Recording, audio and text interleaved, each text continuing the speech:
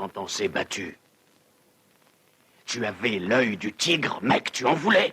Il faut que tu retrouves ce regard. Et la seule façon d'y arriver, c'est de tout recommencer depuis le début. Bienvenue à bord du podcast L'œil carnivore. Vous y trouverez de l'info, Lex Luthor, le bouffon vert, Magneto, enfin tous les connards, c'est eux qui ont fait ça. des critiques constructives, Parce que ça, c'est honteux, ça. C'est de la merde. de l'amour, Moi, je vais tout de même pas me faire reculer sous prétexte que c'est un ami. de l'innommable. C'est pas un endroit pour les enfants. Accrochez vos oreilles. L'équipage vous souhaite une bonne écoute. Bonsoir, je suis Damien, vous écoutez L'œil carnivore sur le 105 de Radio Panique, 105.4 de Radio Panique, et je suis en compagnie de Steve Fabry. Bonsoir Steve. Bonsoir.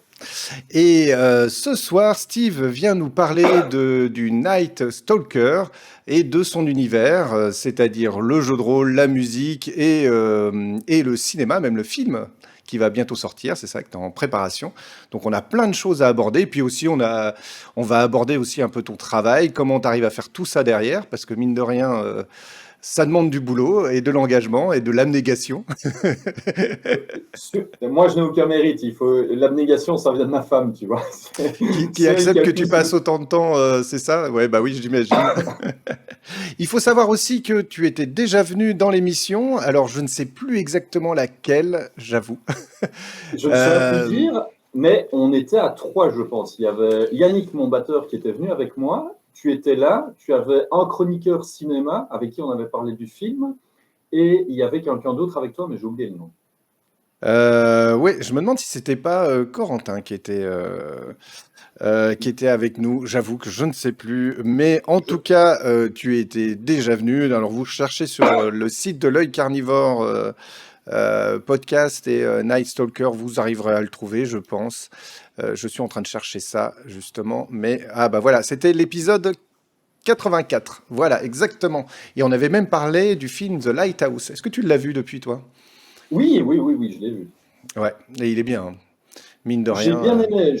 J'ai bien aimé aussi le court-métrage duquel il est tiré.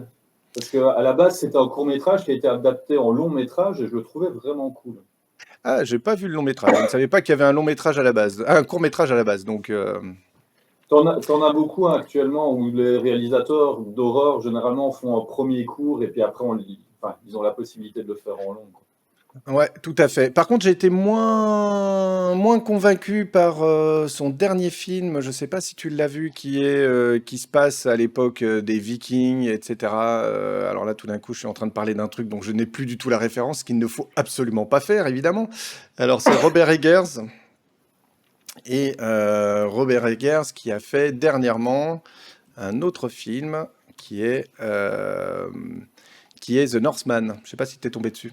Non, par contre, j'ai adoré le fait qu'ils aient foiré toute la com au niveau du titre du film. Si tu te rappelles, les premières affiches du film, il n'y avait même pas le titre du film dessus. Ah non. Ah ben voilà. Et donc ils ont fait les affiches sans le titre et donc personne ne savait quel était ce film en fait, c'est ça. Voilà.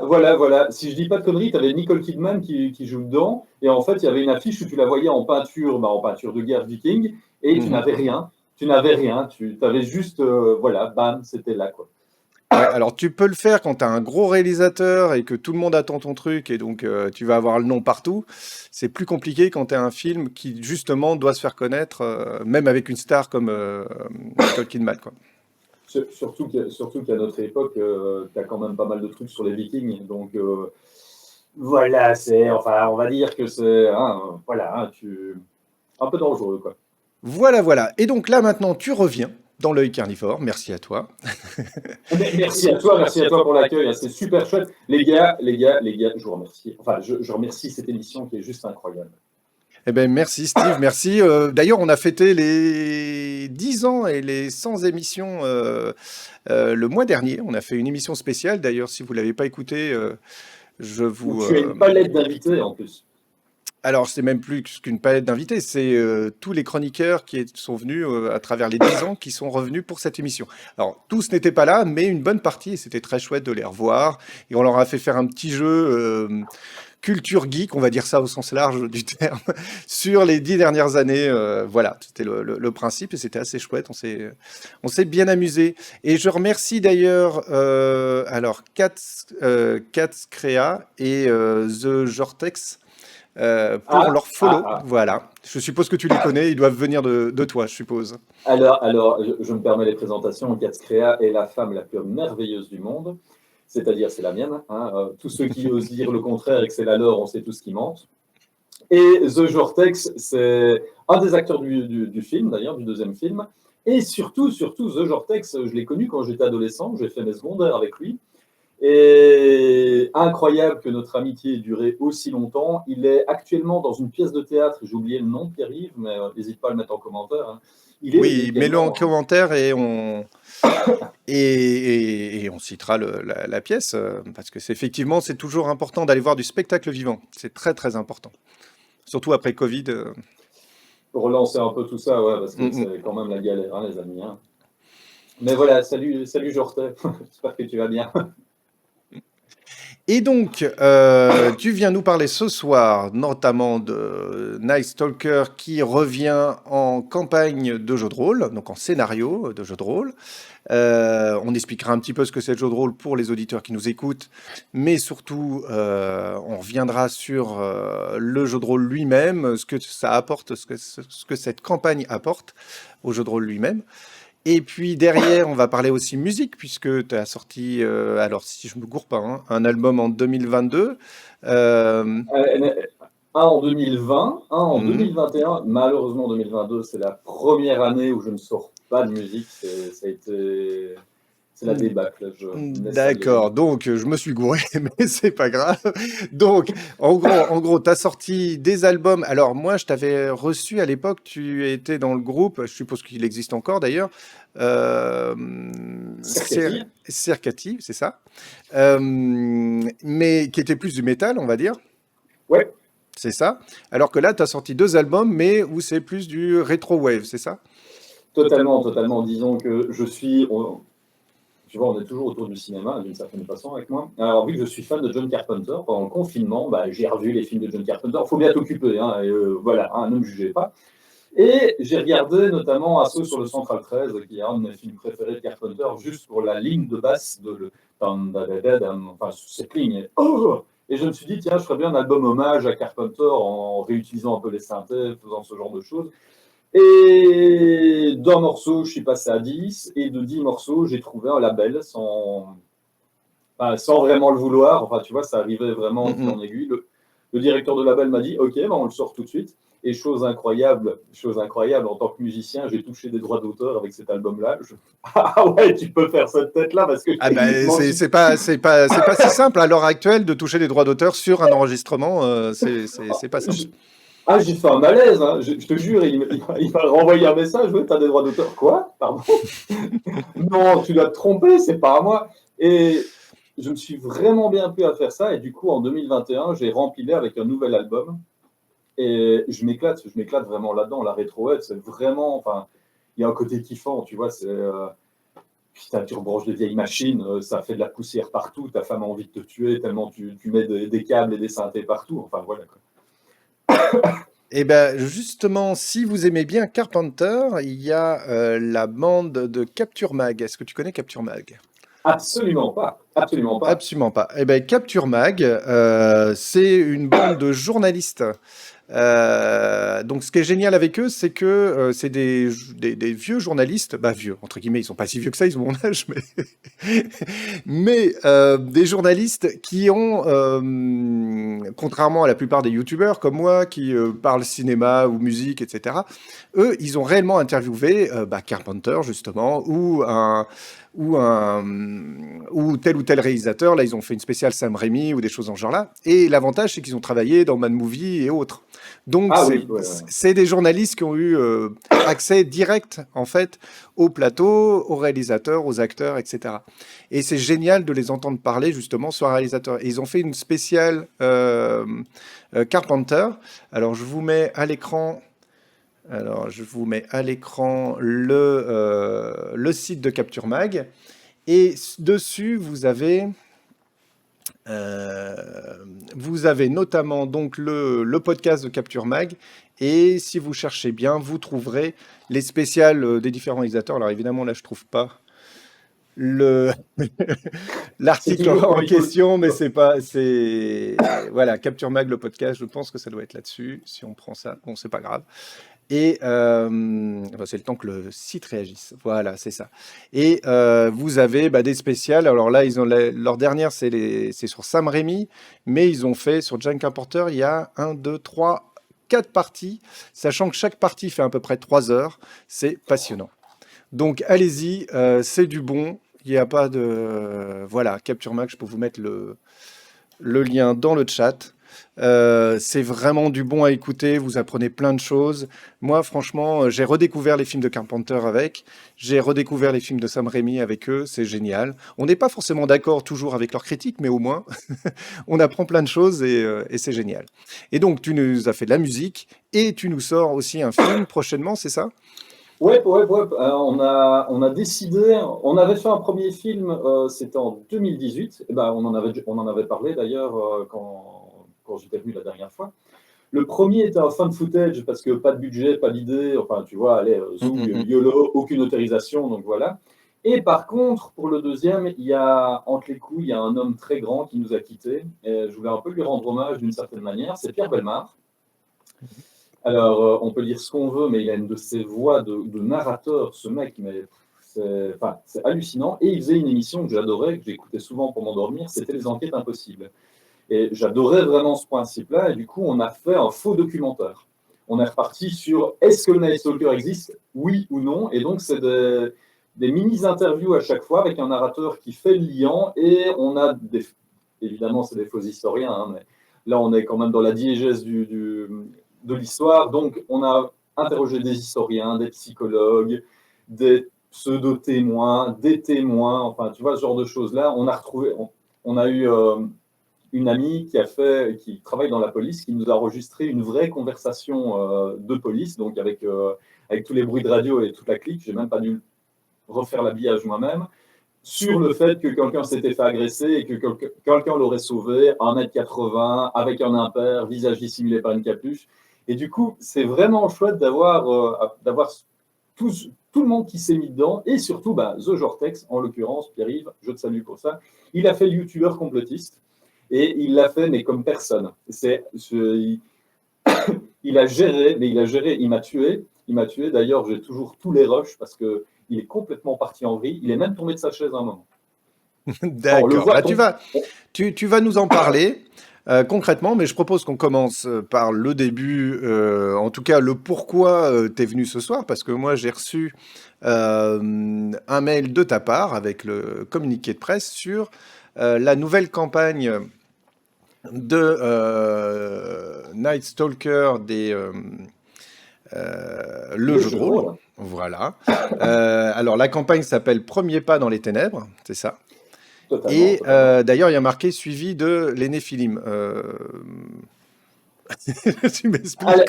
Alors, je t'avoue que mon éditeur est un mec incroyable et exceptionnel. Michel, je te salue d'ailleurs.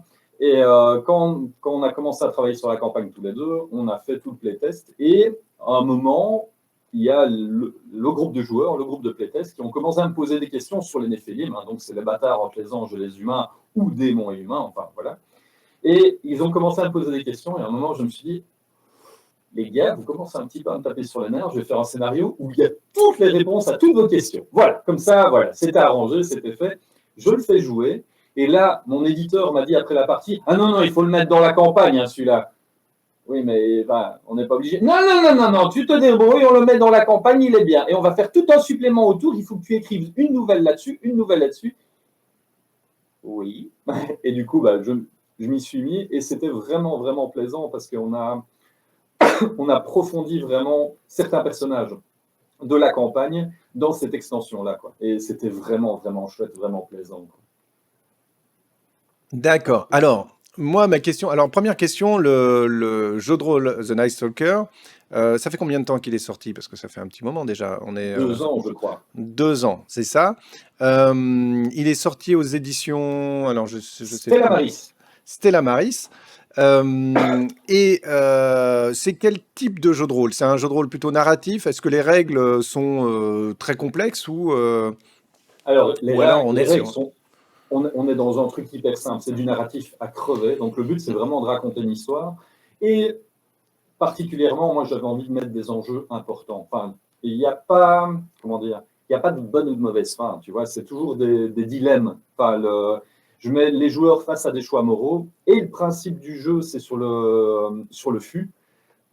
Donc, tu poses une question fermée, est-ce que je réussis telle ou telle action? On lance un D6, le 6 c'est oui et, donc réussite critique, hein. Le 5 c'est oui tu réussis, le 4 c'est oui mais il se passe quelque chose de négatif, le 3 c'est non tu ne réussis pas mais il se passe quelque chose de positif, le 2 c'est non, et le 1 c'est non et il se passe quelque chose d'encore plus négatif. Donc tu vois, on est vraiment parti sur un truc mais hyper simple, direct, et tu lances plus ou moins dés en bonus ou en malus en fonction de tes compétences, des caractéristiques de ton personnage, mais on est vraiment parti sur un truc très simple qui se lit très vite. Généralement, quand je suis en convention, il me faut 5 minutes pour expliquer les règles et après, ça roule, quoi. D'accord, bah ça c'est plutôt chouette. Alors pour nos auditeurs qui connaissent pas le jeu de rôle c'est très simple, c'est différentes personnes qui se retrouvent autour d'une table, on va dire de manière traditionnelle, et chacun joue un personnage, il incarne un personnage, et il y a un des joueurs qui est un peu spécial puisque c'est le maître de jeu, et c'est lui qui quelque part dessine le monde pour les joueurs et va faire ce qu'on appelle les personnages non joueurs qui vont interagir avec les joueurs. Le maître de jeu aussi, c'est celui qui tient alors, la cohérence du monde. Oui, la cohérence du monde et qui tient aussi le fil de l'histoire. Ouais. Voilà. Parce qu'il y a quand même une histoire, parce que sinon on pourrait partir dans tous les sens. D'ailleurs, des fois, certaines parties de jeux de rôle peuvent partir un peu en live, mais de manière générale, l'idée, c'est de raconter une histoire tous ensemble. Et chose particulière au jeu de rôle, c'est que en tout cas dans la majeure partie des jeux de rôle, il n'y a pas de gagnant ni de perdant. On est gagnant si on a raconté une bonne histoire et on est perdant si tout le monde s'est embêté autour de la table, en gros. Oui. C'est bien résumé. T'as vraiment...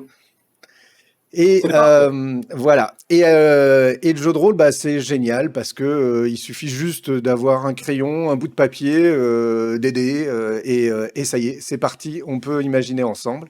C'est très bien pour les enfants. Si jamais vous avez des enfants, n'hésitez pas à les initier au jeu de rôle, ou en tout cas, n'ayez pas peur.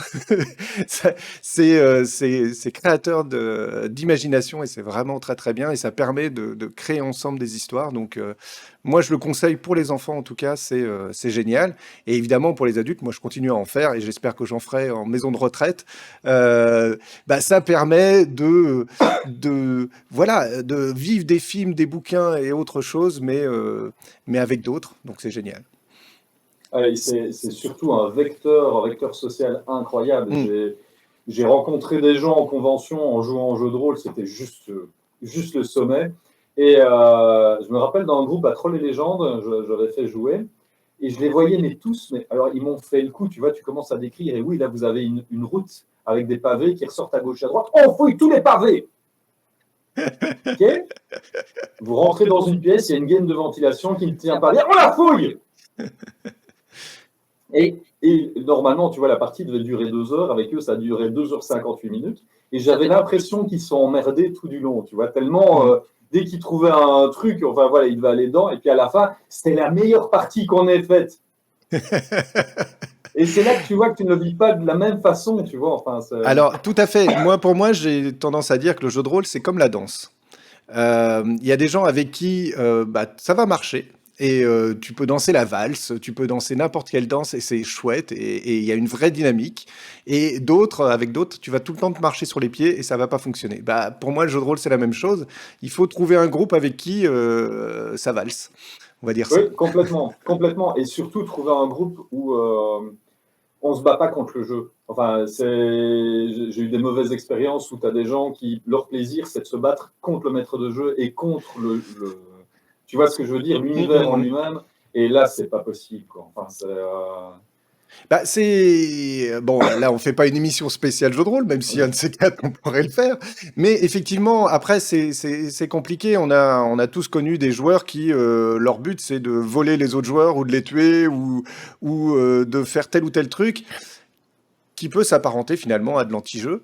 Et là, c'est compliqué parce que soit le maître de jeu met le holà assez vite. Moi, en tout cas, c'est ce que j'essaye de faire dans ces cas-là. Je prends le joueur à part, je dis, attends, on est là pour tous jouer ensemble. On n'est pas. C'est pour ça que moi, généralement, au début, d'ailleurs, je définis très les règles humaines dans lesquelles on évolue. Pas les règles du jeu, mais les règles humaines. Voilà, pour que tout le monde, pour que ça soit chouette pour tout le monde. Ça, c'est une évolution que j'ai eue ces dernières années. Je fais attention à la place de chacun, hommes et femmes, pour que chacun se sente à l'aise, parce que c'est important que tout le monde se sente à l'aise autour d'une table. Alors ça paraît évident comme ça, mais en fait, comme on joue justement dans des imaginaires et qu'on peut faire des choses plus ou moins réalistes, c'est important que tout le monde se sente à l'aise avec les thèmes abordés et avec ce que font les autres joueurs, etc. Que, à la limite, s'il y a quelque chose qui ne va pas, il faut le dire tout de suite, etc. Voilà, c'est très très important, chose que je ne faisais pas quand j'étais jeune et que maintenant je fais de manière à ce que tout le monde se sente bien à l'aise autour de la table et qu'il n'y ait pas de problème. Ça devient limite obligatoire, parce qu'il y a certains... Enfin, nous, par exemple, dans The Night Stalker RPG, les thèmes sont très durs.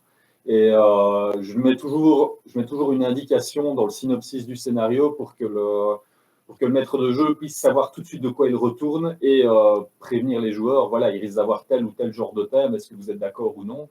Pendant l'essai de la campagne, je me souviens avoir choqué sans le vouloir un joueur. Et je l'ai vraiment senti mal et je me suis dit, bon, ok, on va mettre le holà à cet endroit-là. Mais bon, tout dépend du jeu auquel tu joues aussi. Tu joues à Alien, tu te rends bien compte que ça va être un peu... voilà, quoi. Tout à fait. Alors, est-ce que tu peux nous dire en quelques mots, je pense qu'il doit y avoir quand même des choses un peu secrètes et que les joueurs ne doivent pas savoir, mais quand on joue à Night Stalker, on joue à quoi? Alors, c'est un jeu où on va aller un peu chercher Déjà, c'est un monde vraiment très, très sombre. Donc, j'ai souvent les joueurs qui, à la fin des parties, sont déprimés parce que il y a toujours ce côté où l'univers est très lourd, très pesant, mais bon, c'est l'univers qui est décrit comme ça. Et c'est l'avantage avec la campagne, quand on fait des scénarios, il y a de ce côté où ils ont l'impression de se battre comme ils peuvent pour s'en sortir, mais la noirceur revient toujours. Et la campagne, quand on a eu fini, ils ont vraiment eu la sensation d'avoir influé sur l'univers. Tu vois, d'avoir apporté leur brique dans cet univers glauque et d'avoir fait quelque chose de vrai et qui avait un sens. Et même si les scénarios, il y a toujours un sens derrière, hein, c'est pas ça que je dis. Mon Dieu, je suis en train de dénigrer tout seul, c'est incroyable. Non, mais c'est important, si je peux me permettre. Il y a beaucoup de jeux comme ça où, à la limite, les joueurs n'ont pas spécialement l'impression de pouvoir influencer sur le monde. Donc là, d'après ce que tu dis, en gros, l'idée est de résoudre des problèmes, c'est ça, du monde? Oui. À la base, ils sont plus des enquêteurs un peu à l'appel de Cthulhu, tu vois, qui ont à chaque fois une mission, ce genre de choses-là. C'est plus un jeu à mission, hein. Donc, pour faire des one-shots, c'est parfait. Mais la campagne, là, j'ai décidé de partir un peu dans les thèmes Lovecraftiens, évidemment, hein. Mais on part sur des humains qui vont découvrir l'envers du décor, qui vont découvrir qu'il y a des anges et des démons sur Terre. Et finalement, ils vont devoir trouver leur place. Et on questionne par rapport au fait est-ce que tu peux nier certaines choses pour essayer de revenir à ton ancienne vie, tout en sachant qu'elles sont là. Et quoi que tu fasses, elles seront toujours là. Enfin, tu vois, une fois que tu sais ce qui se cache dans les ténèbres, est-ce que tu sais faire marche arrière? Enfin, on met beaucoup de questions par rapport à ça, et je me suis vraiment lâché au niveau des interrogations par rapport à l'humanité, par rapport au final les humains ne sont qu'une toute petite fraction de ce combat, tu vois. Enfin, chaque vie humaine est-elle vraiment importante dans le combat? Et surtout, là où dans le livre de base on n'a pas pu le faire, les joueurs croisent le Night Stalker et tous ses compagnons, et ça c'est vraiment chouette. Ça, je te jure que ça a été une satisfaction dans la campagne quand j'ai vu les joueurs visage illuminé qui me disent « Ah putain, c'est lui, on va lui parler, c'est incroyable !» Enfin, c'était vraiment chouette. C'était des moments, j'ai rêvé toute ma vie ça, et c'était vraiment cool, quoi. Bon, bah, chouette, chouette. Ça me fait penser, parce que tu parles de Lovecraft, évidemment, c'est une influence, qu'on voit ressurgir de plus en plus d'ailleurs ces derniers temps, mais qui a tout le XXe siècle a été, en tout cas l'imaginaire fantastique du XXe siècle a été irrigué par Lovecraft, soit par ses écrits, soit même parce qu'il il a correspondu avec beaucoup d'auteurs de son époque. Et donc il y a plein de choses, en fait, on ne se rend pas compte, mais il a aidé certains auteurs à accoucher de leurs propres écrits. À l'heure actuelle, je suis en train de lire, c'est parce que Cthulhu est en quête, je suis en train de lire un bouquin de James Lovegrove qui imagine que Sherlock Holmes a découvert en fait l'envers du décor, a découvert Cthulhu, les grands anciens, etc. Et c'est toujours Watson qui raconte l'histoire, etc. Et c'est comme des livres apocryphes qu'on aurait découvert après. Et toujours raconté par Watson et qui raconte comment leurs différentes enquêtes en rapport avec le mythe et qui sont restées cachées évidemment parce qu'il fallait pas que le monde sache, mais voilà. Donc il y a un petit côté comme ça, voilà. Si Oui. tu veux voir un truc complètement aberrant que j'ai vu, c'était Cast Dead Spell avec Julianne Moore, avec tout un casting de fou. Et en fait, c'est dans un monde alternatif, années 20, où la magie fait partie du quotidien.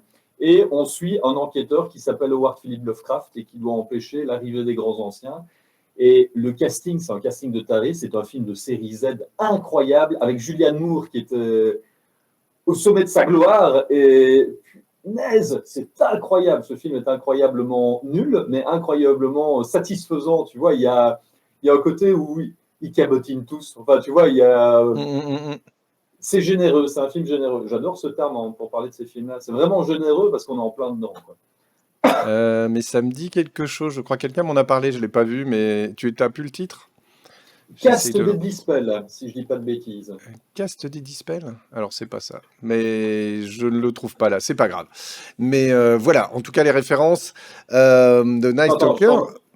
Je t'envoie le lien, comme ça tu vois. Hop, Voilà. Et la conversation, je t'envoie. Et voilà. Il faut que je retrouve où je suis, moi. Hop, ok. Là. Hop, voilà. Et hop, voilà. Ok, Cast Deadly Spell plutôt. Eh ben, je connaissais pas du tout, de 91 en plus. C'est complètement aberrant. Quand tu regardes le casting, c'est un casting de fou. Et il est vraiment, vraiment très surprenant parce que déjà, ce genre de film, pas souvent qu'on en voit, mais j'aime encore bien. Eh ben voilà, c'est comment dire, une inspiration de plus pour pouvoir faire jouer Night Stalker en fait.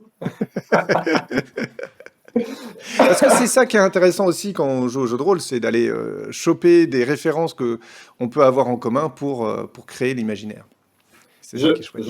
Je m'inspire beaucoup du cinéma, tu vois. Par exemple, la campagne, il y a certains moments, tu sens que ça a influencé du cinéma. Il y a certaines descriptions. J'ai pas plagié. Hein. Je maintiens, c'est pas du plagiat, c'est vraiment de l'influence et parfois de l'hommage. Là, il suffit de regarder le personnage où il y a quand même une sacrée influence de The Crow dedans. Hein. Je l'assume totalement parce que voilà, l'imperméable, ça a marqué mon imaginaire. J'ai plus pris des choses qui ont marqué mon imaginaire que enfin, tu vois ce que je veux dire? Oui, tout à fait. Alors, oui, vas-y. De toute façon, je pense que ce sont des choses que même tous les grands réalisateurs font ou quoi que ce soit. C'est une fois qu'ils ont quelque chose, par exemple, tu prends Spielberg avec Lucas plutôt avec Indiana Jones, ça l'avait influencé par rapport aux shorts qu'il voyait dans les années, dans les années 60, qu'il voyait en téléfilm, tu vois, c'est un truc qu'il avait marqué étant jeune. Capitaine Cody, hein, si je dis pas de bêtises exactement, et voilà, enfin, tu vois, on est tous influencés d'une manière. De manière générale, effectivement, et on reprend les bouts et on les réécrit. Il y a très peu de génies qui sont capables de sortir des choses from outer space. Oui. Les 3 quarts du temps, on va aller rechercher à droite à gauche et on travaille les mêmes mythes les uns derrière les autres et on y apporte sa propre pierre, son propre point de vue, sa propre chose. Ça, de ce point de vue-là, ça, c'est sûr. Je voulais te poser une dernière question par rapport au RPG de manière générale. Il y a un jeu auquel je jouais dans les années 90 qui s'appelait Culte. Culte. Oui, tu m'avais déjà dit. Ouais. Et est-ce que toi-même tu y as joué ou pas du tout? Est-ce que ça t'a influencé? Alors, j'y ai joué et je dois avouer que c'est pas un jeu qui m'avait beaucoup marqué à l'époque. Un qui m'avait marqué dans l'esprit, c'était Innomine Satanis Magna Verita. Mhm. Enfin, voilà, on Mais n'y qui est peut dans un rien. esprit plus comique, on est d'accord? Justement, oui, j'en avais marre. En y jouant, j'étais très vite saoulé du côté comique. J'avais envie d'avoir, tu vois, le côté grave. Enfin, Mhm. côté. Et c'est pour ça que, bah, l'air de rien, j'en garde quand même des bons souvenirs de parties et ce genre de choses-là. Mais j'avais besoin de quelque chose de plus mature, de plus. Un peu à la Vampire la Mascarade, si on va vraiment chercher dans les influences de jeux de rôle, où il y a toute une maintenue du secret. Et j'avais besoin de ça parce que j'étais très frustré de ne pas avoir ce côté urbain à la Batman, évidemment, alors encore une influence, hein, ce côté urbain à la Batman avec les anges et les démons. Un film qui m'avait marqué à ce niveau-là, c'était The Prophecy avec Christopher Walken, qui pour moi reste. Enfin, la trilogie originale reste pour moi la meilleure. Et j'ai adoré ça, j'ai vraiment adoré ça. Et j'avais vraiment envie de pouvoir retrouver ça. Il y a des influences, évidemment, dans mes écrits. Par exemple, dans le roman, il y a un moment où on suit un flic. Et ça fait enfin, il y a un parallèle, forcément, certains le verront à Jim Gordon, vu que c'est le sergent Mateman, tu vois, du coup, tu as un grade. Mais il y a aussi le côté Elias Koteas dans The Prophecy, où c'est un flic, et le flic joue le rôle du spectateur, tu vois, celui à qui on doit tout expliquer. Et j'aimais bien ce principe où finalement, tu as quelqu'un qui plonge dans un univers qui ne comprend rien et qui doit trouver la vérité au milieu de ça. D'accord. Eh ben, chouette. Ah, donc, effectivement, tu es plus dans le Batman Frank Miller que le Batman des années 60, quoi. Totalement, totalement, totalement, totalement. Ouais, Mais c'est clair. Mais moi, j'avais masterisé Culte et j'aimais bien justement ce côté où c'est pour ça que je retrouve un petit parallèle avec Nastalker, c'est ce côté où les joueurs jouent des êtres humains ne se doutant pas de ce qu'il y a caché derrière. Et bon, maintenant, je vais spoiler Culte parce que je pense que c'est un jeu qui n'est plus édité. Voilà, donc voilà. Mais en gros, les joueurs découvraient que les êtres humains étaient des anges qu'on avait déchus et attachés sur Terre. Et donc, il fallait redécouvrir le divin en eux. euh, voilà, le divin en eux. En fait, c'était juste des êtres divins qu'on avait attachés, quoi. Mais que tous les êtres humains étaient comme ça. Hein. C'était pas juste, Oui, oui, oui. juste les joueurs. Hein. C'était pas, ils étaient. Mais voilà, qu'on était en fait dans une sorte d'enfer dans lequel les anges étaient attachés, quoi. Donc, je trouvais ça assez intéressant. L'avantage de ces thèmes-là, c'est que tu peux vraiment aborder d'autres thèmes juste avec l'imaginaire collectif, tu vois. Par exemple, moi, le thème que j'aborde le plus dedans, c'est la famille, parce qu'il n'y a rien comme représentation plus forte que le père en tant que Dieu, tu vois. L'esprit paternel ultime, ça reste Dieu. Voilà, chacun sa foi, hein, on est bien d'accord. Après, C'est ça juste. peut être la mère aussi, hein, ta Gaïa et autres. Ah oui, oui, oui, totalement, mais ça va avec mon passif personnel, tu vois. Voilà, D'accord. mon père, ce héros, tu vois, et j'avais besoin de lui rendre hommage d'une certaine manière. Donc, c'est pour ça que j'ai pris ce fond-là. Et surtout que tous les anges, techniquement, sont frères et sœurs, tu vois. C'est pour parler de la famille au sens large. Et j'aime vraiment bien cette thématique de pouvoir toujours, par le biais de connaissances qu'on a, parce que quoi qu'il se passe, le mythe catholique, on a quand même, dû au cinéma et dû parfois à notre enseignement, on a quand même des bases communes, et même si on n'est pas de cette religion-là, on sait quand même des choses, les anges, les démons, ce genre de choses-là, et tu sais très vite utiliser ça comme, l'air de rien, l'histoire du petit canard, tu peux la rapporter à Lucifer rapidement, enfin, tu vois, il y a des parallèles que tu peux faire par rapport à tout ça, et ça me permet vraiment d'utiliser ça comme un terreau fertile, tu vois, au moins, on sait toujours de quoi on part. Alors, cette campagne, on peut la retrouver donc, on peut l'acheter où et comment? Alors, elle est disponible à la FNAC, sur le site de mon éditeur, bientôt sur Amazon et normalement bientôt également chez Philibert.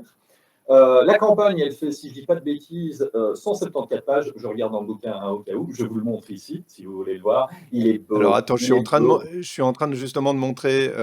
Attends, je te passe en grand. Voilà, vas-y, vas-y. Regardez ça comme c'est beau, comme c'est trop trop beau. Et en plus, l'arrière. Mais l'arrière, vous trichez un petit peu, vous avez l'illustration juste derrière Damien. Et à l'intérieur, il y a une palette d'illustrations. C'est vraiment pris la tête pour illustrer quasiment tout. Il y a quasiment une illustration par page en moyenne. Tu en as certaines où tu n'en auras pas. Hein, mais voilà, on a fait vraiment des aides de jeu. Je me suis même cassé la tête à refaire les fenêtres des langages de SMS. Enfin, tu vois, des envois de SMS de téléphone. Enfin, bref, je me suis vraiment pris la tête, les gars. Hein, s'il vous plaît, un petit peu de respect. Et là où ça fait fort, s'il vous plaît, les amis, au début du livre,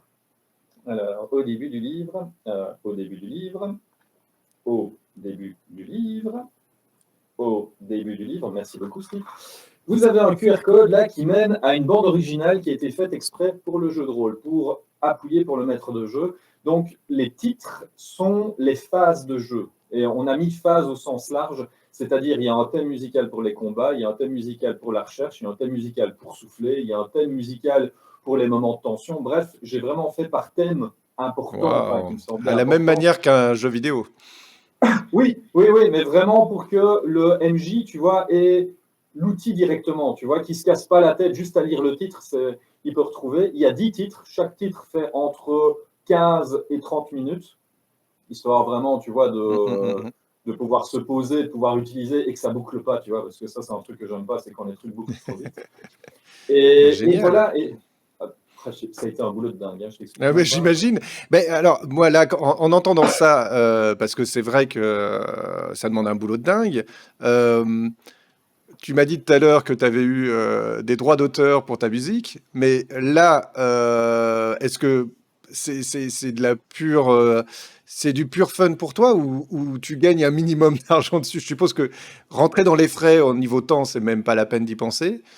Non, mais j'ai un bon éditeur. Je dois avouer que j'ai un super éditeur pour ça. Donc voilà, à ce niveau-là, ben, ça fait une rentrée d'argent et je suis très content. Et sinon, oui, je vais jusqu'au boutisme parce que je peux le faire. Enfin, tu vois, par exemple, les illustrations, je ne suis absolument pas graphiste ou quoi que ce soit. J'avais envie d'essayer.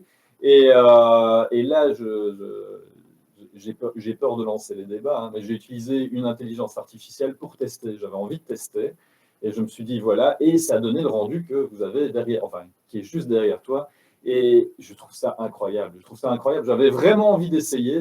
Voilà, c'est un peu le débat chaud du moment, mais sans, comment dire, j'ai pu faire tout ça, tout seul, entre guillemets. Hein, mais j'ai eu un éditeur incroyable, Michel, a fait un travail de fou sur la mise en page et sur tout ce qui était correction, suivi.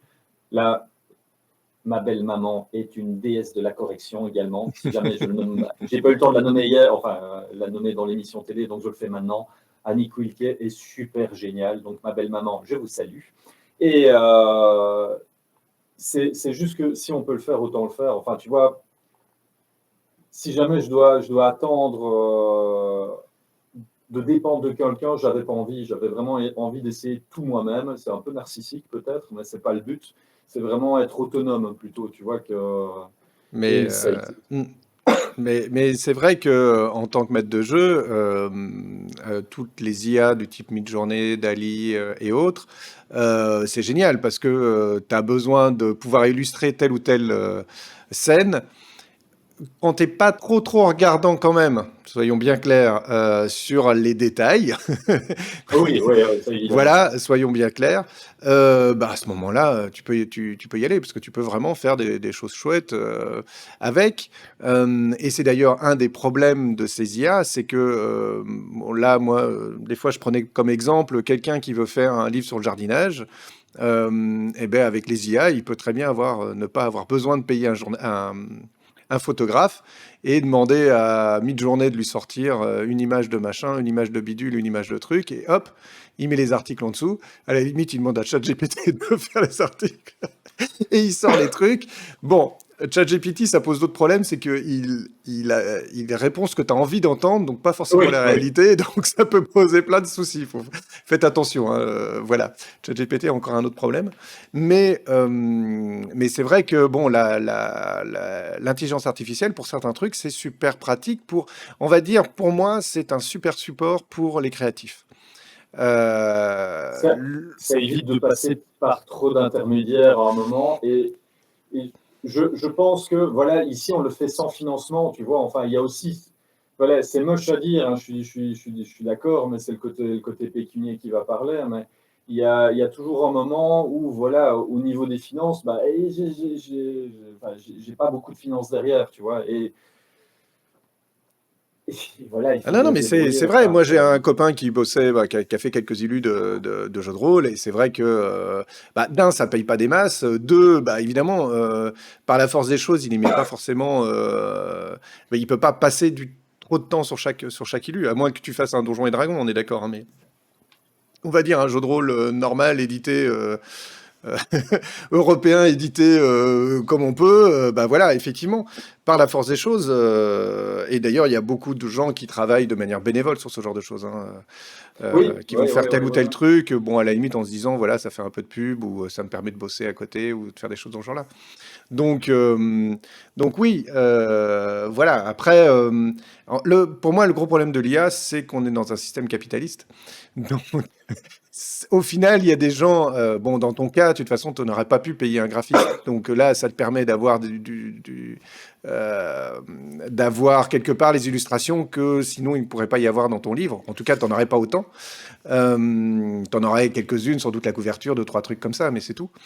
Donc là, ça te permet d'avoir pu avoir finalement toutes les illustrations que tu voulais, pouvoir mettre et pouvoir cristalliser quelque part ton imaginaire. Euh, Clairement, clairement, c'était ça le but, hein, tu vois, que ce que j'ai en tête puisse être vu. Mais bon, on est dans cette ère-là et dans ce combat-là, et je peux comprendre toutes les parties parce que c'est compliqué de se positionner par rapport à ça. Moi, j'ai vu un outil et je m'en suis servi, tu vois. Quand tu vois que tu as des gens qui se font, par exemple, je suis tombé sur une vidéo sur YouTube où on te montrait un film vu par une intelligence artificielle, mais dans les années 80. Je crois que c'était Le Seigneur des Anneaux que j'ai vu comme ça, hein. Les dessins étaient magnifiques. Enfin, tu vois, les illus étaient complètement renversants. J'avais vu aussi pour le jeu Bloodborne, comme un film des années 80. C'est Oh bah, excellent. je crois qu'ils l'ont tous fait. Moi, ce qui m'avait beaucoup fait rigoler, c'est les Simpsons ou Oui, aussi South Park, version sitcom des années 80. C'est très très fort, très très drôle. mais je trouve que voilà, c'est un outil comme un autre. Enfin, on met bien à disponibilité, que ce soit de la musique libre de droit ou ce genre de choses-là. Je pense que ça a à voir le côté outil parce que ça ne remplacera jamais un illustrateur. On a le comics et le roman ont été illustrés par Anthony Rubier qui a fait un travail de fou, qui a fait un travail de dingue. Là, il m'avait annoncé qu'il ne savait pas faire un travail de longue haleine parce qu'il est papa depuis peu de temps, il a des travaux dans sa maison. C'est pour ça que je me suis débrouillé un peu à ma façon, tu vois. Mais voilà, ce mec a réussi à ouvrir mon cerveau, retirer tout ce que j'avais et a dit tiens, je vais t'en faire des images, tu vois. Et il a fait ça et c'est juste. Enfin, Anthony est juste un héros, quoi. Non, tout à fait. Donc, ok. Et donc là, maintenant, on peut le trouver dans toutes les bonnes crèmeries. En gros, c'est ça. Donc ça, c'est Yep. chouette. Voilà. J'espère un de ces quatre, parce qu'on en avait parlé la dernière fois, mais ça serait très sympa de réussir à se faire une partie. Alors moi, je te dis, sans problème, s'il n'y a pas des inondations, parce que, on a été frappé plein de fois avec ma femme. Enfin, tu vois, on était Ah ouais? vraiment dans la zone. Ah ouais, ouais, ouais. J'ai plus de cave. Ma femme m'a sauvé la vie, littéralement. Je te jure que c'était. Quand on a entendu l'eau rentrer, moi je dors pas, donc j'ai entendu l'eau rentrer. Je suis descendu. Et le temps de descendre à la cave, j'avais déjà de l'eau jusqu'au mollet. Ma femme m'a dit chope les outils. Donc je vais choper les outils. Je reviens, j'ai de l'eau jusqu'aux hanches. Coupe le gaz. Je repars en nageant pour aller couper le gaz. Et là, je vois le plafond qui arrive vraiment. Enfin, tu vois, l'eau montait très vite. Et puis, je suis arrivé sous notre escalier. Il y a un caisson qui est sous l'escalier qui mène à l'extérieur. Et là, le caisson a éclaté. J'ai eu un coup de planche dans le dos. Je suis un peu tombé dans les vapes. Et ma femme m'a attrapé, m'a jeté en haut des escaliers. Tu vois, donc, et vraiment là. Et puis, on a pu sauver la Ouais. maison. Enfin, ça a été un enfer. Hein, je te jure que. Et on en Ah, est toujours parmi. Il nous manque toujours 2 ponts. ah oui, oui, j'imagine. Bah, de toute façon, effectivement, moi, j'ai vu les images, comme tout spectateur, c'est-à-dire j'ai vu des trucs de fou, mais on se rend pas compte de ce que c'est tant qu'on ne le vit pas, en fait. Je crois que on En- peut. Oui. je veux dire personnellement, le pire, ça n'a pas été les inondations. Le pire, ça a été les 2 semaines après, où on devait faire plus d'électricité, plus rien. On devait faire les tours de garde avec les voisins pour empêcher que les pillards viennent.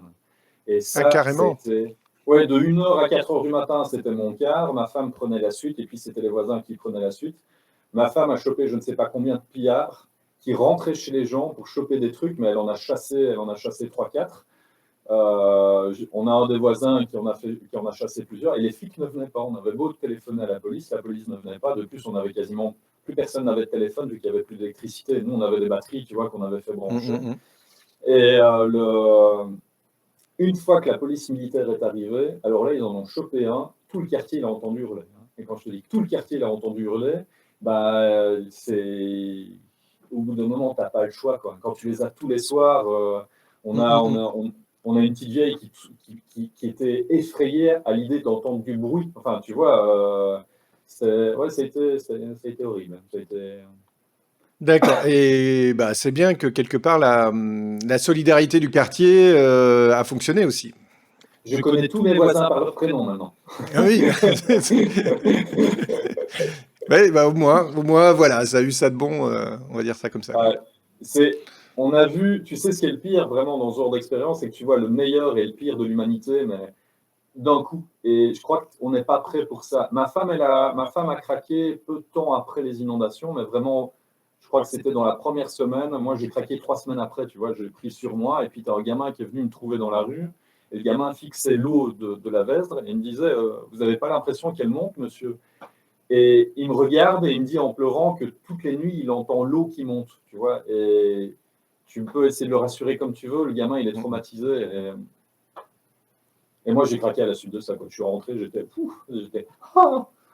cœur brisé. Tu vois, non, dur. Je crois qu'on s'en rend pas compte. Mais de toute façon, il y a... là, c'est parce que c'était à côté et que tu m'en parles, etc. Mais il vient d'y avoir en Turquie le même genre de truc et j'ose même pas imaginer une guerre, ce que ça doit transformer. Le pire, c'est quand même quand c'est les hommes qui se font ça aux autres hommes, je crois. Oui. Parce que là, encore un événement, on va dire, même s'il y a des raisons pour lesquelles tu peux te retrouver dans une inondation qui ne devrait pas avoir lieu parce que tels travaux auraient dû être faits ou parce que justement on a trop fait de travaux, pas trop imperméabilisé les sols. Mais bon, quelque part, voilà, t'es un peu, c'est le démiurge. C'est le fait après quand tu te retrouves avec, mais là je m'embarque dans complètement autre chose. Ouais, c'est pas grave, on est là. On discute tranquillement. Mais c'est vrai que là, en plus, si tu rajoutes la connerie des hommes, comme on dirait, ça peut devenir... je crois qu'on... Ouais. C'est le pire, c'est voir vraiment... Tu sais, nous, on a vu... Donc, on ouvre les portes et c'est là qu'on s'est rendu compte avec ma femme que l'humain est quand même assez comment dire, égocentrique et personnel. C'est qu'on a pensé à d'abord sauver nos trucs plutôt que prévenir les voisins. On n'a pas réfléchi. C'est là qu'on a vu avec ma femme qu'on n'était pas aussi fait de la même façon parce que moi, je vide les pièces une par une, tu vois. Je ne réfléchis pas dès que je chope. Ma femme, elle a été chercher les trucs importants, ce qui a fait qu'on ne s'est jamais marché dessus à aucun moment. Enfin, tu vois, moi, je faisais un truc, elle faisait un autre et ça a été très bien. Moi, je t'ai déménagé tout le rez-de-chaussée, je te l'ai monté à l'étage, mais à une de ces vitesses. Et après, on s'est rendu compte qu'on avait sauvé toutes nos affaires, tout ce qui pouvait être sauvé. On s'est dit, nom de Zeus, les voisins, quoi. Et là, on est sorti, on a commencé à prévenir les voisins, mais bon, le mal était déjà fait, quoi. Mais voilà, on n'y a pas pensé. Oui, mais ça, à la limite, que vous y pensiez pas sur le coup, c'est complètement explicable. Parce qu'il y a quand même pas mal d'expériences qui ont été faites comme ça, ou même d'études sur le comportement des gens face aux catastrophes. Et on se rend compte quand même que le premier geste dans ce genre de cas est complètement à l'inverse de celui auquel on pense, c'est-à-dire effectivement l'entraide est le premier geste en fait général. Le fameux l'homme est un loup pour l'homme, oui, une fois qu'il a commencé à manger. Bah, une fois que. Voilà, mais. Le premier geste est l'entraide, de manière générale. On est un animal social en plus, hein, donc c'est le principe. On sait qu'on dépend des autres et on le fait sans réfléchir. C'est qu'au moment où il commence à y en avoir un qui commence à tirer la couverture à soi, que les autres se disent « Ah oui, mais attends, s'il tire la couverture à soi, je vais peut-être pas avoir assez. » Et c'est là où s'enchaîne la problématique. Mais tant qu'il y en a... Tout le monde fonctionne dans l'altruisme, ça fonctionne sans problème. Le quartier s'est super bien passé. Enfin, ça s'est vraiment bien passé avec le quartier. Il y avait un centre de dons qui avait ouvert un peu plus loin. Et le pire, c'est qu'on ne manquait pas d'argent. Enfin, tu vois, on n'avait pas de Mm. problème d'argent, mais tu n'avais plus de possibilité de trouver de la bouffe. Tous les supermarchés avaient été emportés, enfin, tu vois. Et là, le pire, ça a été vraiment s'asseoir sur notre fierté et aller au centre de don parce qu'on n'avait pas d'autre choix, parce qu'on n'avait pas de voiture. Enfin, tu vois, Mm. et là, histoire qu'on le vive mieux, ben, tout le quartier est parti ensemble. Et personne n'a dû mettre sa fierté de côté, tu vois, parce qu'on était tous Mm. ensemble, on faisait le front, et c'était incroyable. Enfin, tu vois, ce truc-là était incroyable. Et chose plus incroyable, attention, parce que ça, je m'en serais voulu toute mon existence. La veille des inondations, on avait relâché une corneille qu'on avait retrouvée avec ma femme et qu'on lui avait appris à voler. On avait trouvé une corneille qui ne savait pas voler, donc on l'a gardée un peu plus d'1 mois. On lui a appris à voler. Et la veille des inondations, elle est partie, quoi. Et elle serait toujours, enfin, elle serait restée pendant les inondations, elle serait morte la première, puisqu'elle était dans la cave, tu vois, on la gardait dans une cage dans la cave. Et je me dis, c'était le destin, tu vois, elle devait repartir à ce moment-là, mais c'était ma corneille, hein, c'était mon Piaf. Hein, Ok. il manque tous les jours, ce Piaf. Je propose de faire une petite pause musicale.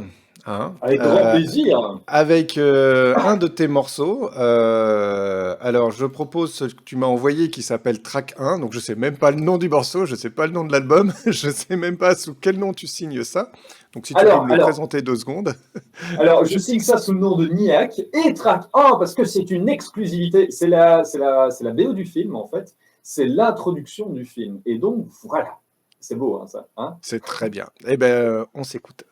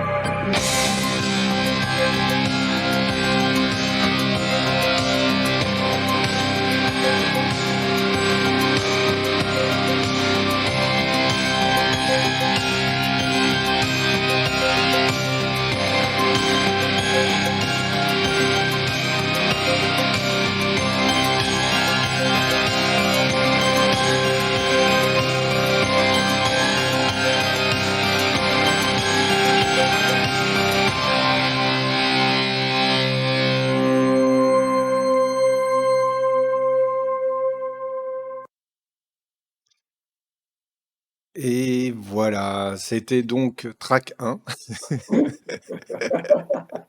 Titre encore à venir, mais c'est une exclusivité, c'est pour ça. Voilà, donc track 1, donc c'est le morceau du générique donc, Ouais. du deuxième film, Night Stalker. Il s'appelle comment en fait?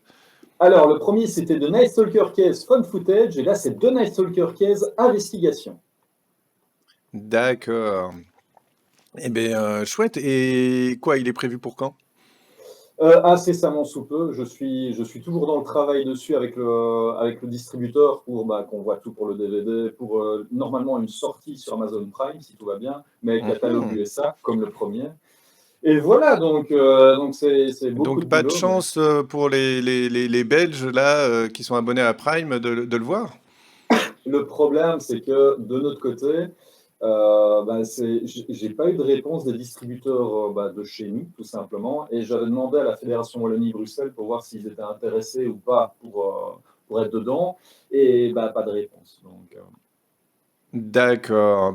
En fait, je réfléchis à toutes comme ça avec les différentes personnes que je connais à droite à gauche, mais j'aurais peut-être hors antenne deux trois personnes, de filer deux trois personnes les coordonnées. On sait jamais. ça, je veux bien. On s'est inscrit au BIF, tu vois, pour le Ah BIF de cette oui. année.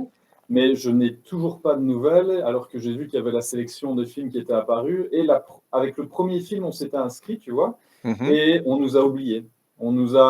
J'ai envoyé un mail, oui, est-ce qu'il y a eu des nouvelles ou pas? Puis on m'a répondu simplement, ah j'avais oublié. D'accord. Ouais. Alors, il faut savoir, parce que ça fait quelques années que je pratique le bif et je vois un peu l'envers du décor. C'est une machine de guerre, le bif, avec très peu de personnes. Donc, chaque personne fait beaucoup de choses, mais pareil, je peux peut-être te donner un contact, au moins pour être sûr de ne pas être oublié, peut-être, je ne sais pas. Parce que ça serait dommage pour le bif de ne pas forcément, voilà, en tout cas d'oublier. Je sais pas. Après, la sélection dépend des films du moment, de ce qui est possible, etc. Il y a plein de facteurs et ça, je peux pas Ah en non, non, non, présager. clairement, je crois que la seule chose qui est un peu dommage, c'est qu'on a beau contacter des médias, enfin, tu vois, Mhm. les médias belges, on a vraiment du mal à les atteindre. Enfin, tu vois, il y a un côté un peu inaccessible. Et si tu connais pas la bonne personne, ton mail, il va tomber, malheureusement, soit dans les spams, soit dans l'oubli. Et Mhm. c'est un peu dommage pour quelqu'un. Je sais que je suis personne dans le milieu du cinéma, hein, tu vois. De notre côté, voilà, je sais que je débarque de nulle part, mais je pense que le concept n'est pas mauvais. Enfin, à partir du moment où voilà, ça marche un peu outre-Atlantique, pourquoi est-ce que ça pourrait pas marcher chez nous? Enfin, tu vois, il y a ce côté un peu frustrant. C'est comme Oui, le et puis comics, hein. le bif, à la limite, est parfait pour ce type de film. Donc, mais voilà, hors antenne, je te donnerai deux, trois contacts, on sait jamais, ça pourra peut-être servir. Voilà. Avec grand Et, plaisir, merci beaucoup. justement, normalement, on a prévu de faire une émission en direct au BIF cette année, donc on va voir exactement. On ne sait pas si ça sera en direct pour la radio ou juste en direct pour Twitch, mais en tout cas, on devrait tourner une émission là-bas. Peut-être avec toi, tiens, à l'occasion. Ce serait cool, tu vois le mec qui passe derrière. Coucou!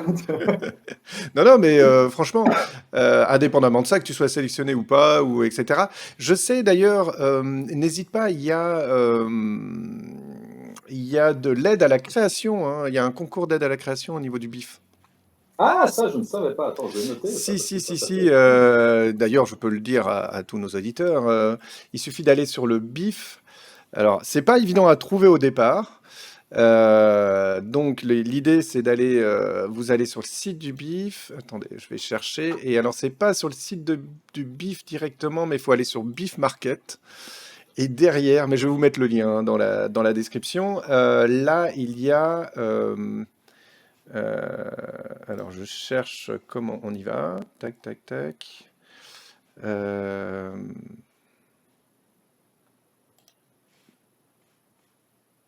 alors comment ça se fait que je trouve pas? Ah oui, c'est parce que j'y suis déjà. Et Alors là, je sais plus où c'est. Évidemment, c'est toujours dans ces moments-là. Mais il y a une sorte bah oui, de concours, etc., où on vient proposer un pitch de film, et à ce moment-là, on est choisi par un jury et on peut avoir de l'argent pour la réalisation, la distribution, etc., tout ça. Donc voilà, il faut que je retrouve ça quelque part, mais je ne sais plus où c'est. Donc c'est bizarre parce que je crois que c'était ça. Mais alors le problème, ça doit être, attendez, voilà, toutes les infos là, voilà, ça y est, je crois que je l'ai. Et ça s'appelle Pitchbox Session. Et la deadline, c'est jusqu'au 26/2. T'es encore dans les temps. Je vous Attends, envoie ça en je lien. note. Voilà, je Parce- vous envoie parce ça que ici. Il faut savoir que j'ai écrit 4 scénarios en tout, tu vois, j'ai 4 scénarios d'avance. Et là, bah, à la suite de la fin du 2, on a eu une première critique du deuxième où on a salué mon écriture et j'étais vraiment, vraiment très, très content parce que bah, le deuxième, on s'est investi dedans, mais le narrateur, par exemple, qui est Roland Martin, qui est incroyable, le père de mon batteur, et Yannick Martin, son fils, mon batteur, comme ça, je donne les noms et je donne les fonctions. Quand on a fait l'enregistrement de son père, déjà, on a quasiment enregistré 10 heures d'affilée. Je ne sais pas comment il a fait pour tenir. Moi, derrière la caméra, j'en pouvais plus, j'étais en PLS. Et lui, non, il faut finir, on va tout faire d'une traite. Toi, t'es. Et son fils était en train de, je ne vais pas dire corriger son texte, mais réadapter son texte vraiment pour que ça colle parfaitement aux scènes, tu vois, à chaque fois, et vraiment dans l'esprit un peu comme on peut faire des documentaires un peu, tu vois, quand on parle des anciennes civilisations, ce genre de choses-là, où on met vraiment les intervenants, les mecs, ça reste des historiens, mais c'est des historiens cool, tu vois, parce que tu as 2-3 effets de caméra. Waouh, c'est Indiana Jones. En fait, non, il reste le cul dans un bureau en train de lire un bouquin, mais voilà, tu vois, c'est l'idée, quoi. Et c'était vraiment plaisant parce que tout le monde s'est investi et je n'en reviens pas. Et là, bah, il y a une troisième équipe qui s'est formée pour le troisième. Donc, normalement, on devrait faire cet été. Et le script est déjà fini. Bah voilà, bah tu peux tester le Pitchbox. Vas-y, au moins comme ça te permettra d'avoir un peu de moyens pour continuer le truc. Ah ouais, voilà. ouais, totalement. Voilà. Donc n'hésite pas. Voilà. Je croise les doigts pour cette année. Donc le film sera disponible. Est-ce qu'il y aura un moyen quand même, tu feras une diffusion, ne serait-ce une salle, un soir, un truc, quelque part on pourra le voir? Normalement, on va s'arranger avec une boutique de jeux de société chez qui je fais des sessions de jeux de rôle, pas dire mensuelles, mais quasiment mensuelles, qui m'a proposé de projeter le film dans le magasin, de se faire une séance entre nous. Et je pense que ça, ce serait une bonne idée, quoi. J'avais déjà demandé à plusieurs foyers culturels, mais les foyers culturels, ils ont déjà tellement du mal à ramener du monde. Faire un truc qui est un peu underground, enfin, tu vois, ce genre de choses-là, c'est pas facile non plus pour eux avec ce qui s'est passé pour le Covid. Enfin, tu vois, pour relancer les choses et louer une salle de cinéma, s'il vous plaît, j'ai pas les fonds. Hein, Oui, c'est compliqué. D'ailleurs, j'avais un projet mais je sais pas où ça en est, mais un projet de ciné-club. Et c'est vrai que c'est pas simple parce que il faut quand même qu'il y ait des gens qui te suivent parce que sinon ça vaut pas le coup. Mais après, il y a des cinémas associatifs, hein, comme le Nova et autres, qui pourraient programmer le film, hein.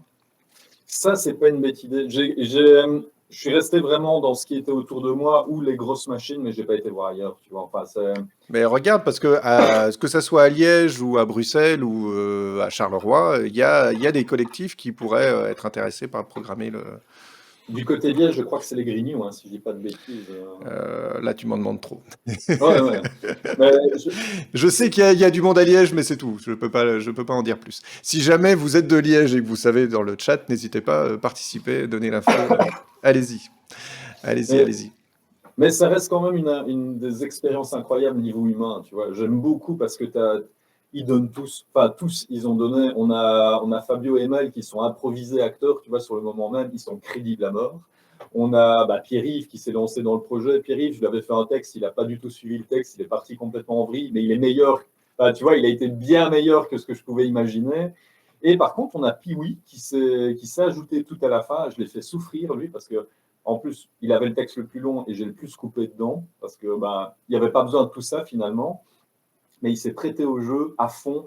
Il y a des gens qui sont venus comme ça, ouais, tiens, j'ai envie d'essayer, enfin voilà. Et il y a une ambiance bon enfant, tu vois, il y a une ambiance vraiment bienveillante au niveau des acteurs. Ça, le film n'est pas du tout bien. Enfin, on est quand même dans faux documentaire un peu horreur, mais à l'arrière, ça s'est vraiment super bien passé. Il n'y a eu aucun problème.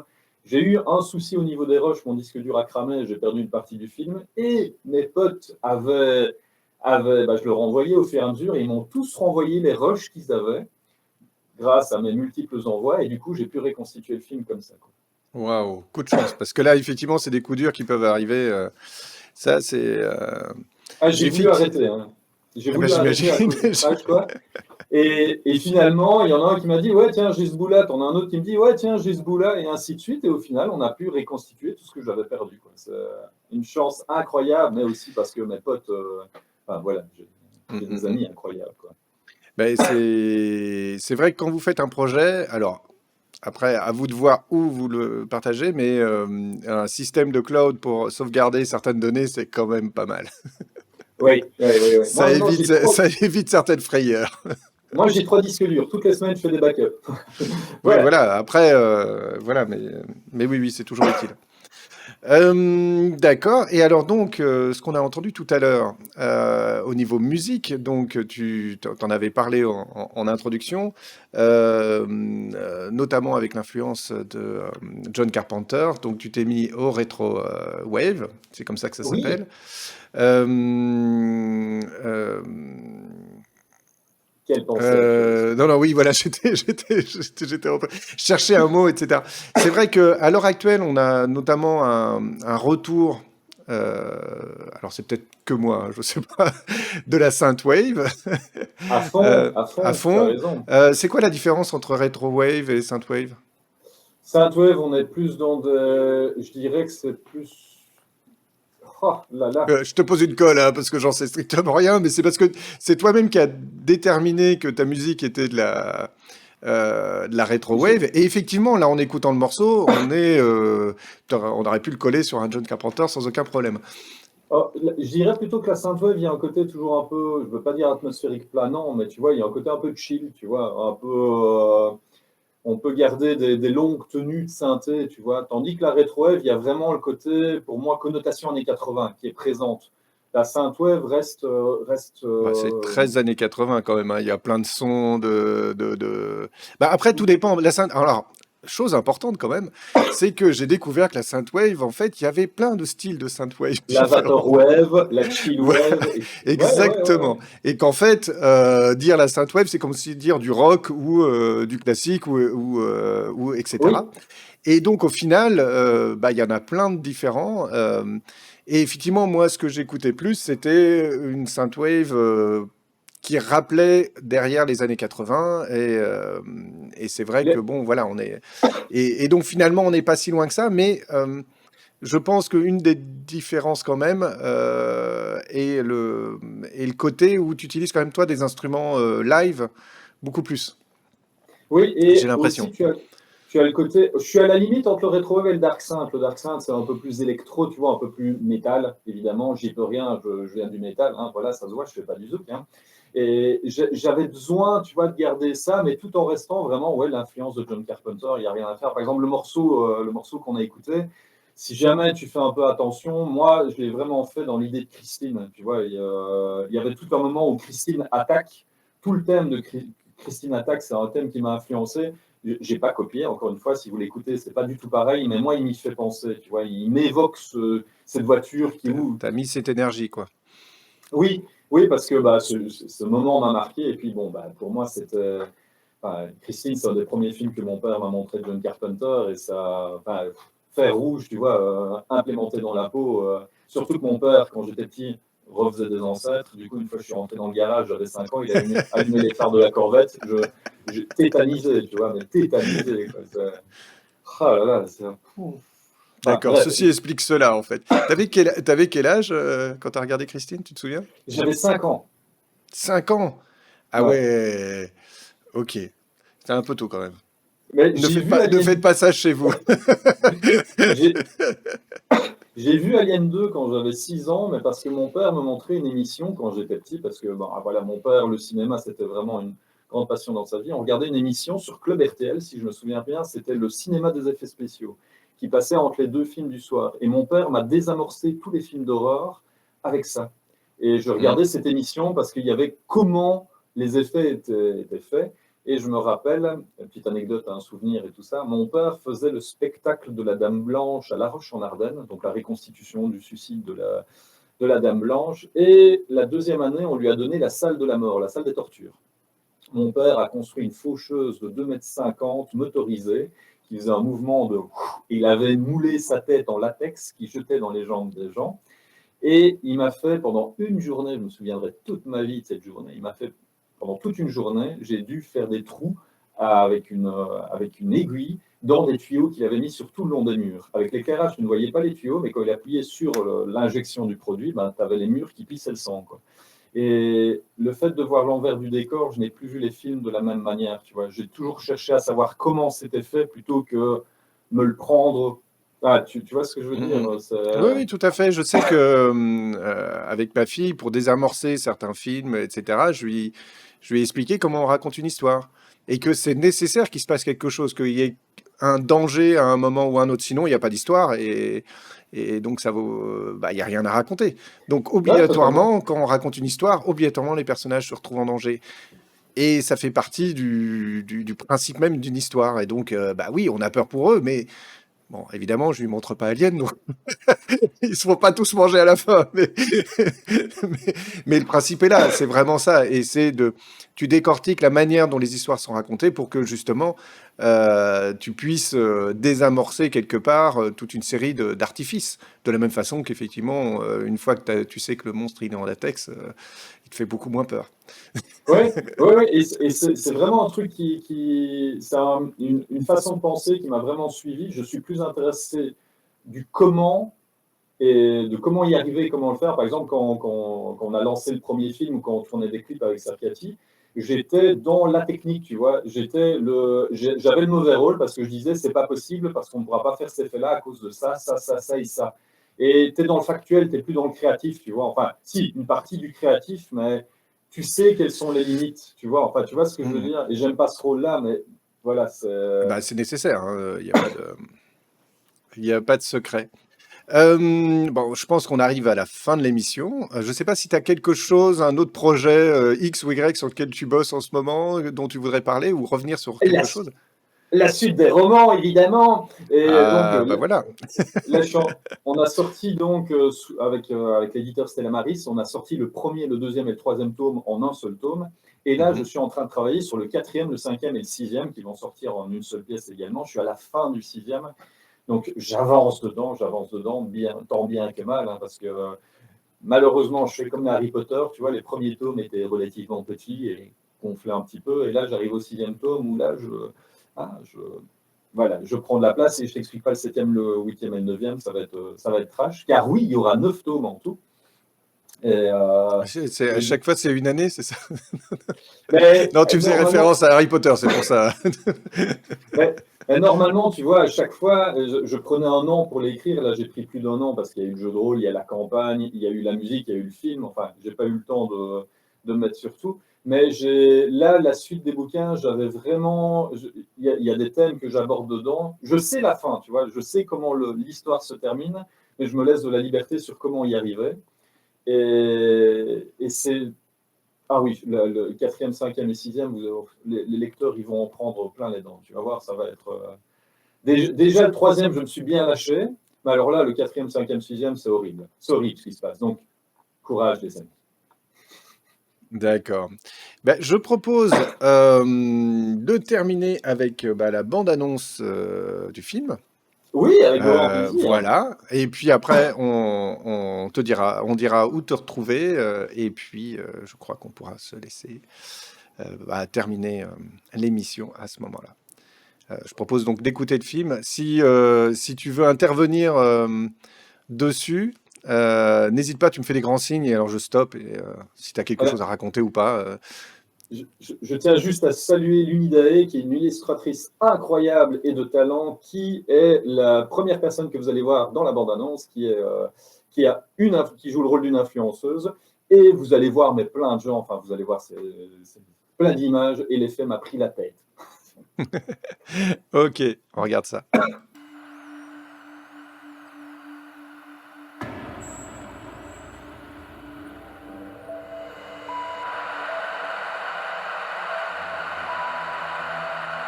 moi, en fait, je crois que j'arrive pas encore à réaliser pleinement ce qui s'est passé. Mais je l'ai vu, le Night Stalker, je l'ai vu de mes propres yeux, en chair et en os. Je l'ai vu comme... Service d'urgence, quelle est la raison de votre appel? Il y a un mec, il m'a agressé dans la rue. J'ai réussi à m'enfuir. Je comprends pas ce qui s'est passé. Calmez-vous et expliquez-moi. Je suis sur place. La victime est sauve et l'auteur inconscient. La victime est choquée mais ne présente pas de blessure. Elle aurait été secourue par l'inconnu. Descriptif? Un homme en impair et capuche, 1m80 environ. La municipalité nie avoir le moindre lien avec ce désignant phénomène Night Stalker. La police a toujours ordre de l'arrêter. On parle avec la capuche, le long impair en cuir, il était là.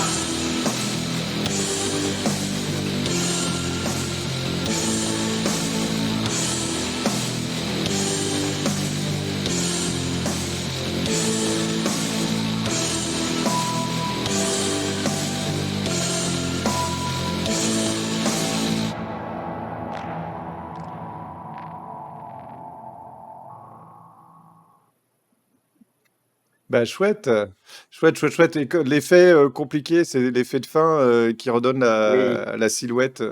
Oui, j'ai pété une fille. J'imagine, ça me rappelle mon époque de truqueur vidéo. J'ai fait plein de trucs comme ça.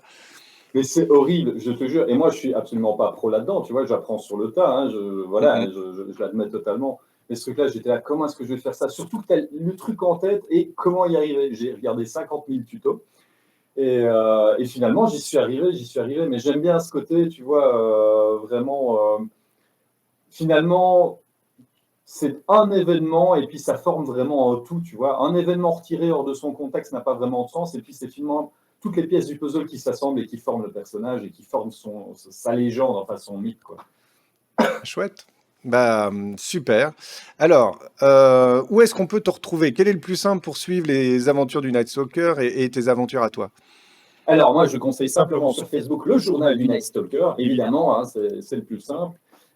Si vous avez envie, sur Instagram, c'est Natural City Channel, qui est, on a voulu faire un truc un peu méta, donc c'est le nom de la ville et c'est le journal de la ville, hein, Natural City Channel. Alors, les amis, j'ai vendu mon âme, je n'ai aucune peine à le dire, nous sommes sur TikTok avec Natural City Channel. Et là, les amis, je fais un truc incroyable, je fais des chroniques vidéo. Oui, croyez-le ou non, hein, je trouve un petit peu le temps pour... j'ai inséré un principe, c'est un film et 5 arguments. Et du coup, je parle de films qui ont été complètement oubliés par l'histoire, genre Harley Davidson et Marlboro Man, qui pour moi reste un film incroyable et cher à mon cœur. Je connais pas. J'ai presque envie d'ouvrir un compte TikTok rien que pour voir ça. Alors, je te conseille ce film, il faut le voir parce que ce film est bourré de répliques cultes. Ma préférée, ça reste quand même un des personnages principaux. Son père est décédé pendant tout le film, il te dit toujours « Et oui, c'est la dernière chose que mon père m'a dit avant de quitter ce monde pourri. » Et il le répète mais pendant tout le film. Et le pitch, c'est très simple. Je te raconte le pitch après, je passe à autre chose. Mais le pitch, c'est deux amis d'enfance qui se retrouvent parce que le bar où ils ont grandi va fermer et parce que le bar ne sait plus payer le bail. Et du coup, la meilleure idée qu'ils ont trouvée pour pouvoir payer le bail, c'est de braquer un convoi de banque et voler l'argent à la banque pour pouvoir payer la banque. Et malheureusement, ils se retrouvent dans un trafic de drogue où ils n'ont aucune emprise sur les événements. Et donc, ma femme a trouvé la définition, c'est un film de filles pour mecs. D'accord. C'est excellent, je te le conseille. Donc, TikTok, Natural City Channel, Facebook, le journal du Night Stalker, on a un site Natural City Channel. Natural City Channel, avec un underscore, je crois, entre à chaque fois. Natural City et Channel, oui, underscore entre. On a quoi d'autre? On a Facebook, le journal du Night Stalker, évidemment, qui est le plus simple. Pour ceux qui aiment la rétro-wave, il y a Niac, tout simplement. C'est Niac officiel, si je ne dis pas de bêtises sur Facebook, mais vous tapez Niac. Il y a le premier album en écoute sur YouTube, si ça tente des gens. C'est Neo Pandemonium. Ils peuvent aller l'écouter sans trop de problème. Et N'hésite pas à m'envoyer le lien parce que là, je galère déjà à trouver les différents. Attends, j'arrive, je vais t'aider. Je suis un homme incroyable pour t'aider là-dedans. Incroyable. J'ai déjà trouvé le TikTok, hein, c'est déjà pas mal. Alors, hop, je vais t'envoyer ça, comme ça ce sera plus simple. Et là, oui, c'est l'album complet sorti en 2020. Je te le mets ici. Vous pouvez l'écouter, il est complet, il est entier sur YouTube. Et on a la chaîne YouTube qui est Natural City Channel aussi, tout simplement. Et c'est sur YouTube et sur Facebook que je suis le plus actif. TikTok, je poste une fois de temps en temps. Instagram, beaucoup moins parce que je fais de la musique, je fais de la vidéo et je trouve que c'est pas le réseau le plus adapté. Je trouve qu'Instagram, c'est plus des photos qu'autre chose. Par contre, ma femme y est hyper active avec son activité Cats Créa, qui fait des bijoux. Elle est merveilleuse, j'en profite, je la place comme ça, voilà. Artisane, incroyable, la plus merveilleuse. Et je crois que c'est déjà bien. Qu'est-ce qu'on a d'autre? C'est déjà bien. Oui, c'est déjà bien. Non, mais voilà, n'hésitez pas sur Natural City Channel, que ce soit sur YouTube, sur TikTok ou sur Instagram.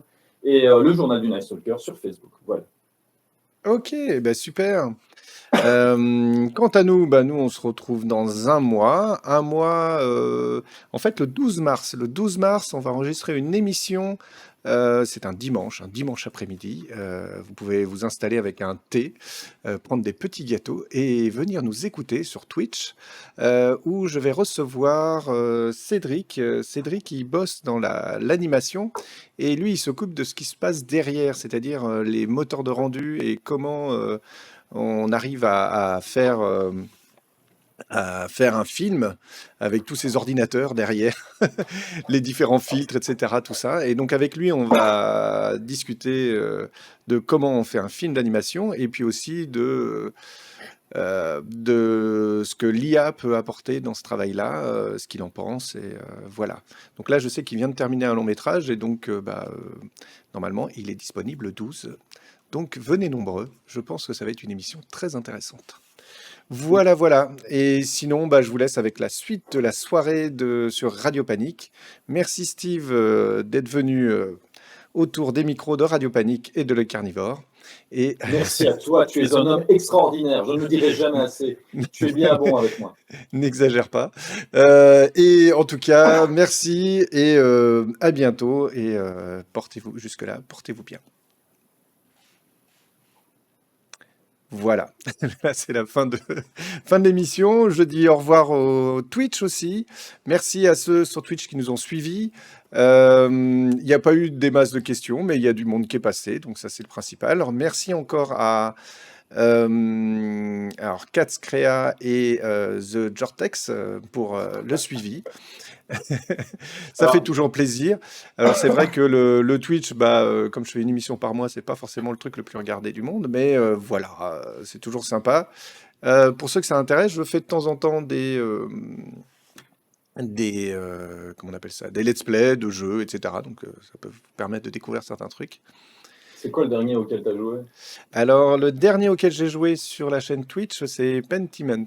Est-ce que ça te dit quelque chose? Absolument pas, absolument pas. Alors, ça a été fait par le même lead director que Fallout New Vegas.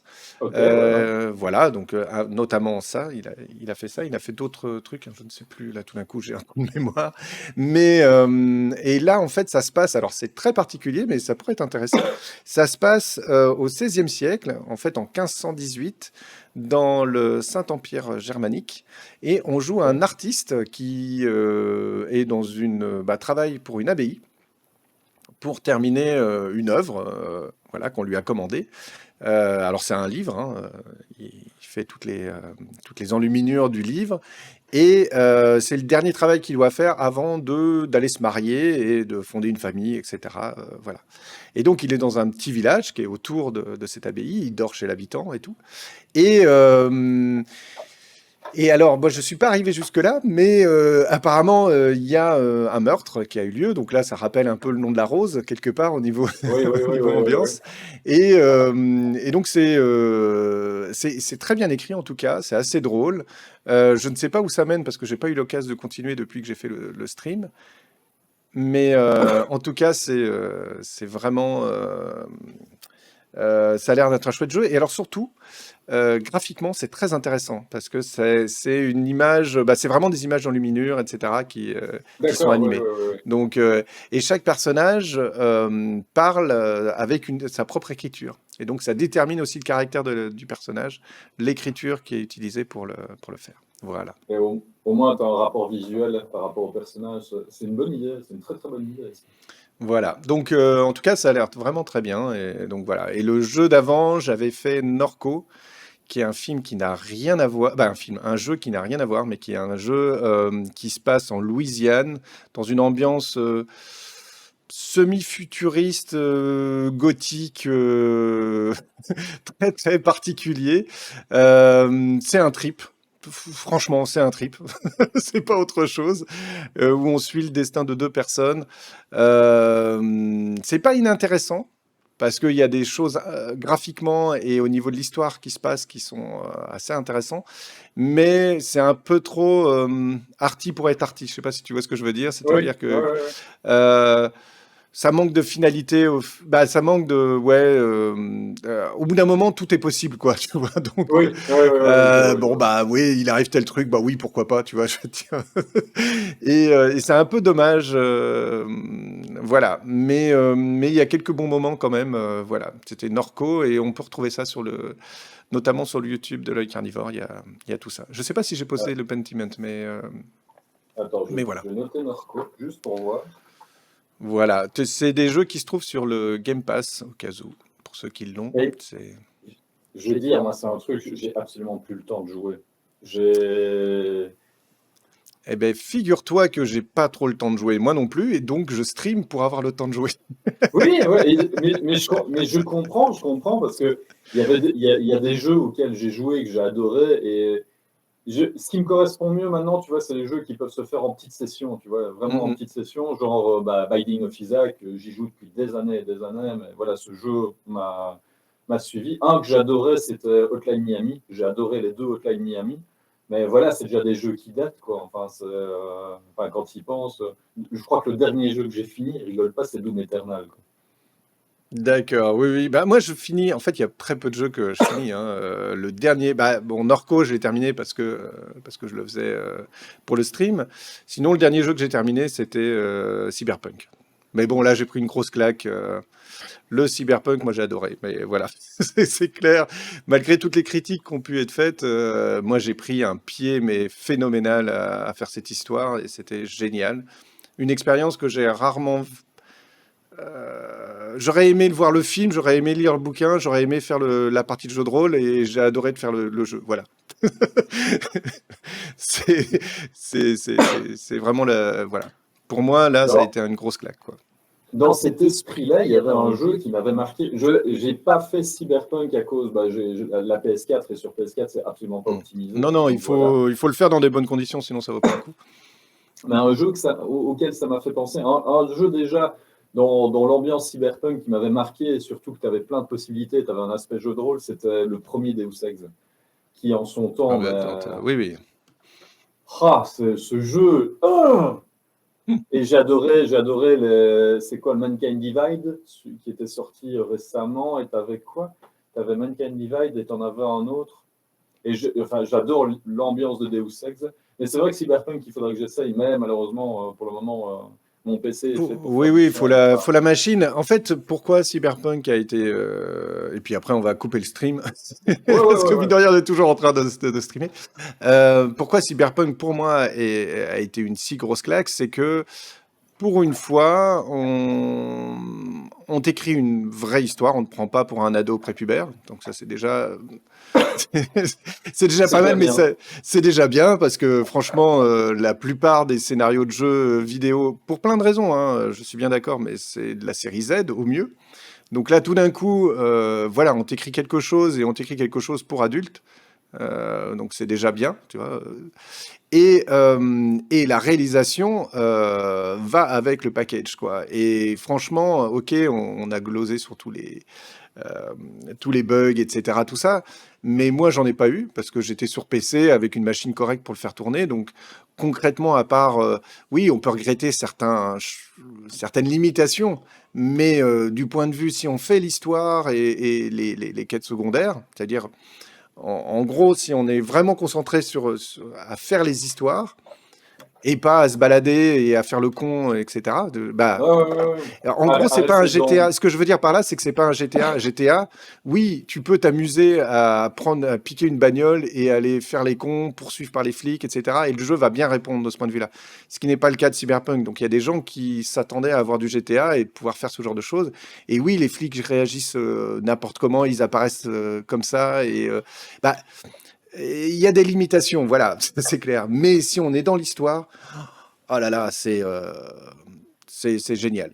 Et franchement, en plus, moi, la fin que j'ai choisie, que j'ai eue, voilà, elle était tellement raccord avec mon ressenti de l'histoire qui était mais, fantastique. Voilà. Mais bon, je vais pas spoiler parce que si un jour tu as l'occasion de le faire, c'est un petit bijou, un véritable petit bijou. Voilà, je trouve vraiment... C'est comment, ce que tu viens de dire, je trouve que c'est comment illustrer le contrat social que tu fais en jeu de rôle. C'est vraiment ça, tu ne dois pas aller à l'encontre du jeu, tu dois aller dans le sens du jeu si tu veux la bonne expérience. Je trouve que tu as vraiment trouvé les bons mots en comparant, tu vois, le fait que Cyberpunk, c'est pas GTA, tu vois, il y a des jeux qui sont faits pour aller dans une direction, que ce soit le jeu de rôle ou le jeu vidéo, et si tu vas à l'encontre, tu n'auras pas l'expérience qui a été programmée à la base. Enfin, tu vois... C'est clair. Profond, ce que je dis, hein. Allez, sur ce, merci à tous ceux qui nous ont suivis. Je vous souhaite une bonne soirée et à bientôt sur l'œil carnivore. Et voilà. D'ici là, portez-vous bien. Voilà. À vous les studios. À vous les studios. Ciao. Et je vais pas faire de raid parce qu'il y a 2 spectateurs et de toute façon, je sais même pas sur qui je ferai le raid. Donc, c'est pas grave. Allez, bonne soirée. Ciao.